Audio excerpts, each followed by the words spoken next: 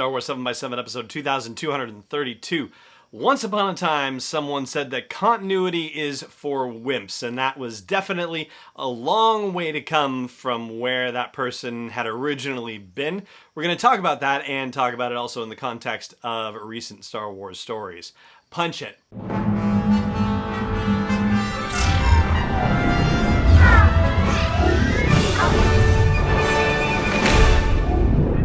Hey Rebel Rouser, I'm Alan Voivod, and this is Star Wars 7x7, your daily dose of Star Wars joy.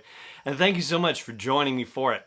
So, the person who said continuity is for wimps, well, that is supposedly George Lucas, or at least George Lucas as reported by Dave Filoni. And if you need the refresher, Dave Filoni is the creator and executive producer for the Clone Wars TV series, for the Rebels TV series. He was an executive producer on Star Wars Resistance and also on the Mandalorian live-action series. We actually spent a few days talking about him on the podcast last month. Was it last month? Man, time is really weird these days.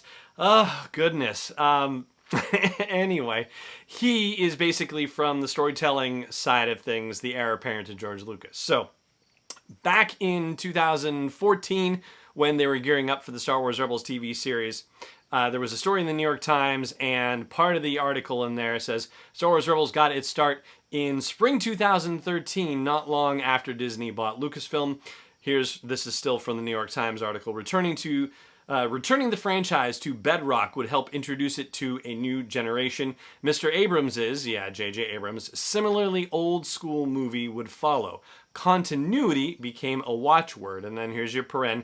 Mr. Filoni said that Mr. Lucas, unconcerned in recent years that his stories had become confusing, once told him, quote, continuity is for wimps. And just to keep the side note in mind, since it was about a year and a half between when they say Rebels got its start and when the first episode actually premiered, and we had the announcement about the Bad Batch in July, also last month, we'll have to see when in 2021 it comes out, and then we can backdate and figure out, how long was it that they knew about it and had it in production before they told us. But I digress. So also thinking back to last month when I unearthed the episodes that I had done from December of 2014, where we talked about the interviews that George Lucas had done with Alan Arnold as part of the Once Upon a Galaxy, The Journey of the Empire Strikes Back, the making of book, right?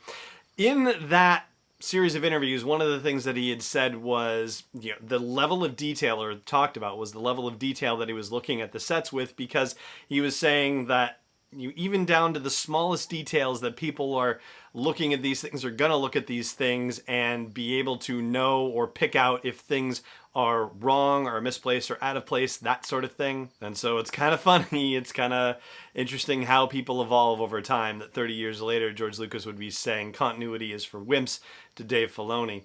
I suppose that, maybe something with the rebooting of Star Wars storytelling with the expanded universe, starting with Timothy Zahn's novels and proceeding for as long as it did, where he said, they're just doing their own thing, whatever, and I'm doing my thing, and my thing is the actual continuity, and they can say whatever they want. And maybe that also kind of informed his thinking about the subject, because if you recall, there were actually crazy multiple levels of canon. There was G canon, which was George Lucas canon, and there was like C canon and T canon and M canon and D canon for Star Wars Detours, the comedy thing that was in production that had a bunch of scripts written but never happened. It was pretty crazy and insane. And even though this New York Times article was written in September of 2014, so just before the launch of Rebels, and about 5 months after the rebooting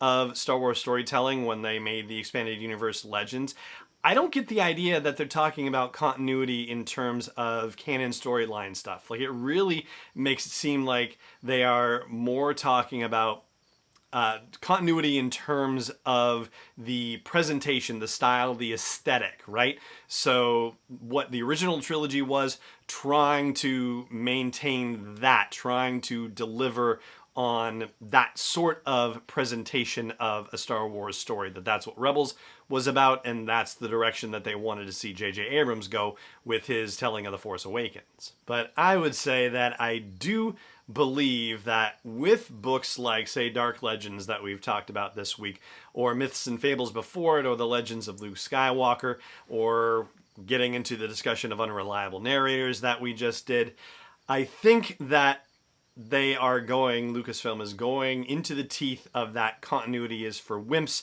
idea in the way that George Lucas initially said it to Dave Filoni. And I have to say, at least for me, this really seems dangerous, but also kind of exciting as well. I mean, if this is something that succeeds, and granted, they're doing these things on a, comparatively, low risk platform, if you will, because not as many people read the books or read the comics as do watch the television shows or the movies. So, they can experiment with these things in other media formats, and I do think that is really a very cool thing. And wouldn't it be awesome to see something like that move up? We've talked about characters getting promoted into more involved media in the past. Wouldn't it be cool to see storytelling ideas like this moved up into other media platforms as well? And that is where we're going to leave things with the episode today.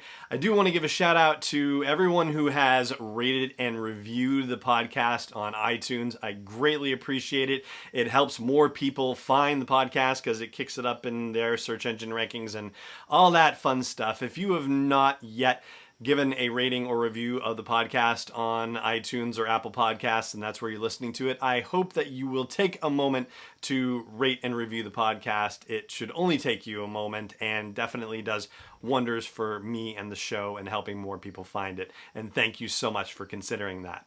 So that's it for today. Thank you so much for joining me for the show as always, and may the Force be with you wherever in the world you may be.